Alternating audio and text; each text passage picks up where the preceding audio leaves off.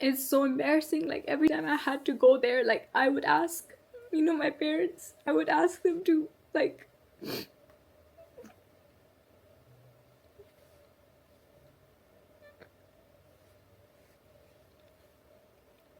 I would ask them to,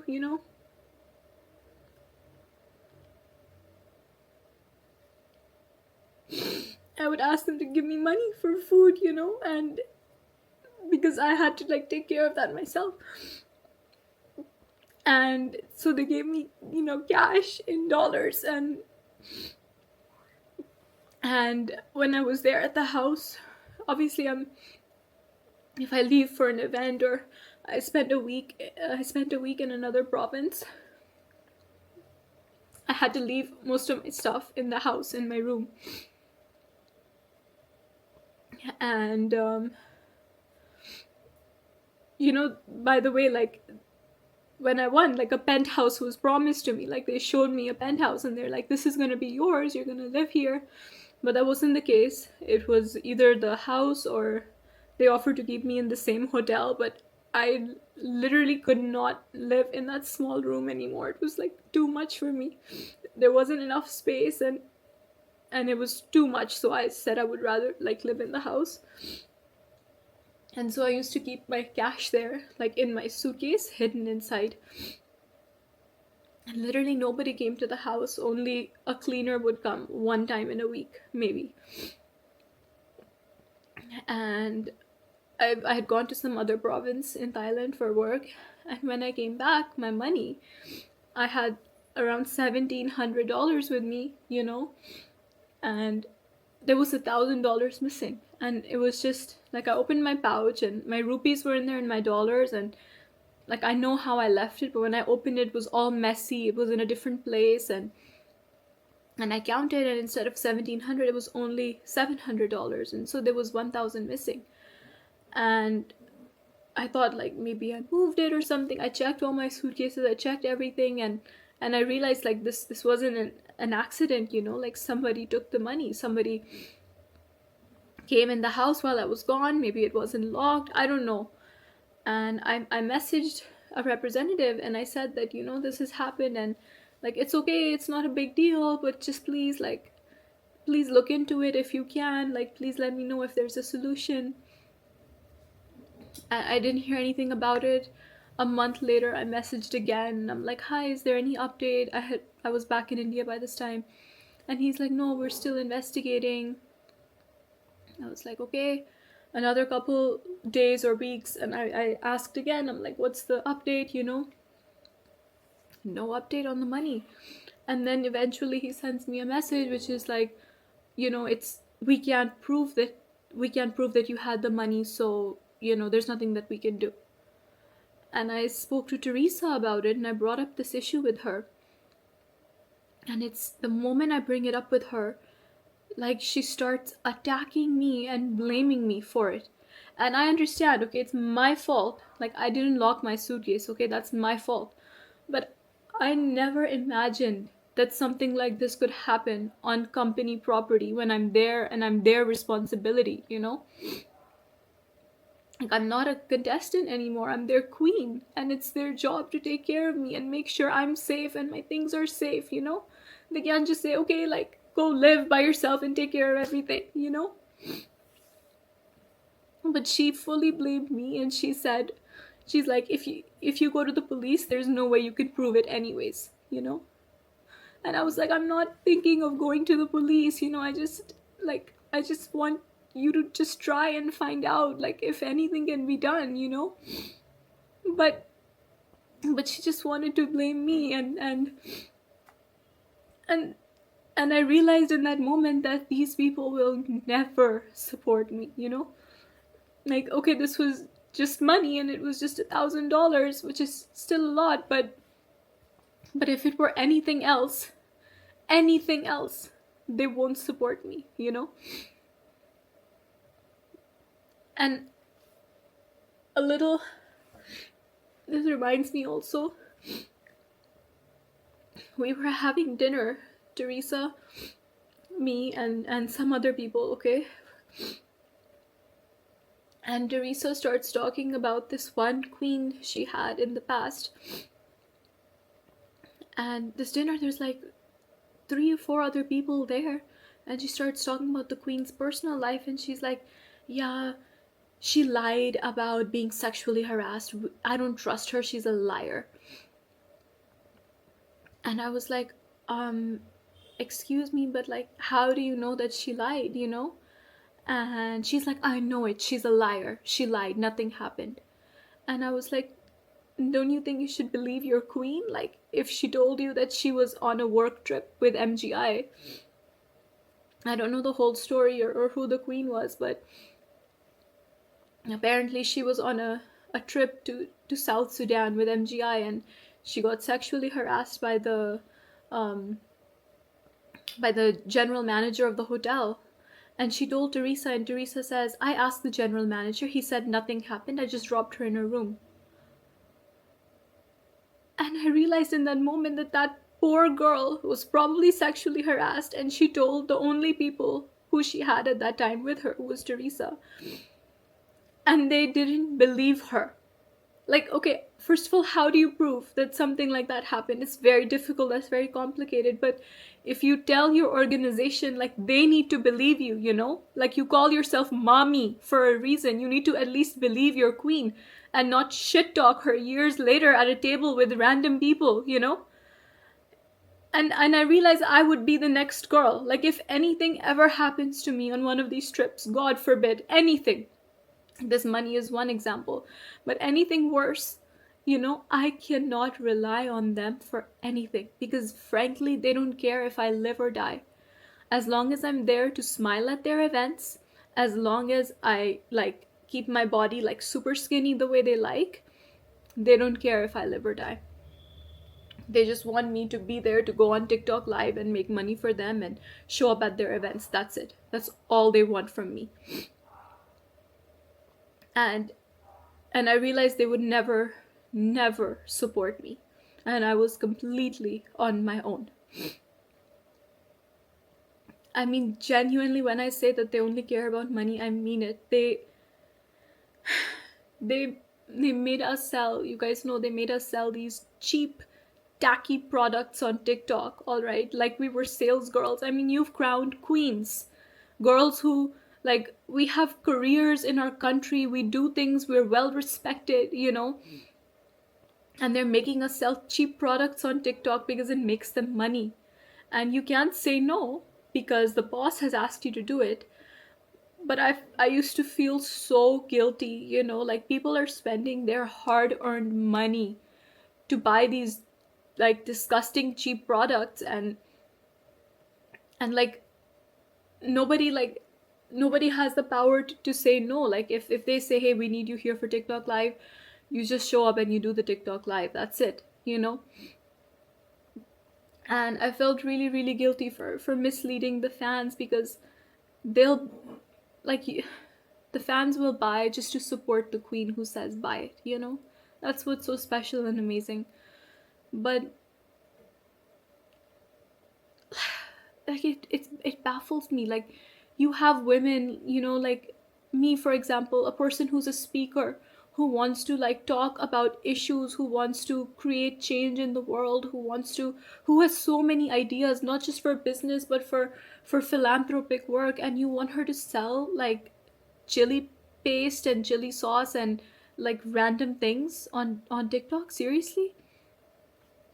um I had so many ideas to work with underprivileged children, which I was already doing in my country, and also in Thailand. I'd worked with an NGO, which I really love. And I wanted to raise awareness because now I have the followers, and that's what I always wanted. You guys know in my interviews, I said the reason I want to win is to bring attention to these matters, is to use my advocacy, you know? Otherwise, what's the point? Like, I'm not doing this for the money because I never got the money. I'm not doing this for the fame, all right, because you have to be popular before you win MGI in order to win. Like, the only reason I'm doing this is so that I can use my voice in a way that matters, you know? Not selling on TikTok, but actually working with charities. Like, they use this whole stop the war and violence thing but it's all fake. It's a facade. Where is the stop the war and violence? Like where is the work? Where's the advocacy work for that? Like, I'm here, I'm ready to use my voice, I'm ready to work with an NGO, but they don't want to do that because it doesn't make money for them. And I've heard them say, like, now it literally says that this is useless, people don't care about it, it's not entertaining, and it doesn't make money, so we're not going to do it. Like, I'm sorry, but it's not all about entertainment. Being a queen, that's not what pageantry is about. It's about being a global public figure who uses her voice for good, you know not these cheap entertainment tactics. I had plans when I was there. I wanted to go to charities, I wanted to visit a blind orphanage, and also, other like slum areas that I had worked in before, and they didn't let me. And they said that it's because, like, we don't have production team, blah blah blah. They made up reasons. Obviously they didn't want to because it's not paid. And I said, I don't need production team, like, my day is free, I'll just go there, and I'll be able to, like, bring some attention to the cause. And they said no, like, you can't. And so I feel really bad when people ask me that, like, why did you stop your advocacy? Because, like, I wasn't allowed to. And what is the point of winning, of having followers, of people listening to you? What's the point of wearing India over here, and if you can't actually help in any way? It's completely useless. And I remember after winning, they called us down to the MGI headquarters, okay? And they gave us all our contracts 1 or 2 days after winning, I'm not sure when. And I don't know if I can explain that situation properly, but when they gave the contract, it was like a gun to the head. Okay, it was their pen, their paper, their office, their contract, their rules. And we were expected to just sit down, shut up, and sign it. That's it. I remember I personally stepped aside out of the meeting with all the girls to have a conversation about the contract, because mine was different, and I had a couple questions. I wanted to see if there's anything I can, like, negotiate, because the contract is obviously very one-sided. Like, it's only there to protect them or benefit them. It doesn't guarantee me or promise me anything. It doesn't protect me or protect my rights in any way. But it's like the whole world is like, India had just won for the first time, and I was seeing people's reactions, and everybody was so proud, and there was so much support, and everybody was so excited. There's no question of, hey, I can't sign the contract. You have to. The whole world is watching you. You just won. You have to sign it. There's that pressure. And the way they approach the situation is like, you sign it. If you don't want to sign it, no problem. You can leave. That's the attitude going into it. I asked, I'm like, can we negotiate this at all? Can I request that we discuss this? My lawyer would want to maybe read it and negotiate. And Teresa was like, no. She's like, if you have a problem, if you don't want to sign it, don't sign it. Tell me right now. You can leave. And so I realized, like, there's no negotiating this. You just sign it. That's it. They just want girls to feel lucky that, you've been chosen by us, and you just sign it. That's it. And of course, the prize money was promised to me to be paid, like the monthly stipend, and then the total amount at the end of my reign. But I just received the first stipend for the first month, and that's it. Like, I never saw another penny after that. And so I had to handle, or my parents had to handle, all the expenses that came with it. And so every time I travel, like, I have to take care of my own food. Of course, they do the flights and hotel, but if something is not done, like, it's your responsibility to take care of it 100%. And they don't provide you with outfits or anything. Like, some of the if you get invited to a country, I've only been to one, by the way, so I don't know how this works exactly, but the country that calls you, the ND will provide you dresses for events while you're there, but everything else is your own responsibility. And it's so difficult because when you go into it, you think, hey, like I've just become Miss Grand International. They're gonna take care of my wardrobe. They're gonna take care of hair and makeup. They're gonna take care of everything for me. But that's not true. You're still completely on your own for everything. And of course, my reign was particularly difficult for me, um, because of the issues with my national director and the international organization. So when I competed at Miss Grand India, I competed under Glamanand, who was the Indian National Director organization. And I signed a contract with them, as every girl does in every country. And I would be represented by them in India. And then after I won, they had a personal issue with Miss Grand International. They had a falling out, like so many national directors did. And they lost their license for India. So, although I was signed to them in India, Miss Grand would not allow me to work with them at all. So I couldn't work at all, basically. And I remember I had been queen for less than 2 months the first time they threatened to dethrone me. And they just use this thing of dethronement, of taking the crown away, as blackmail, and they use it to manipulate me for everything. So like you can't bring up a single issue with them because they will just like say that we'll take your crown away. And it was so impossibly difficult for me. Like after Glamanan lost their license, there was a new license holder in India, all right, some star or something. And they were supposed to do my whole homecoming. You know, we had multiple conversations in December leading up to my homecoming where I was planning it with them. I had big plans. They had big plans. They promised so many things. We were all so excited, you know. But the date of my homecoming kept coming closer and closer. And there was nothing was materializing, you know. And up until the moment I landed in the airport in Delhi for the homecoming, these people, the new organization, hadn't even taken permission from the airport authorities to host my homecoming there. Like, can you imagine? My plane has landed, I'm coming out, there's no permission.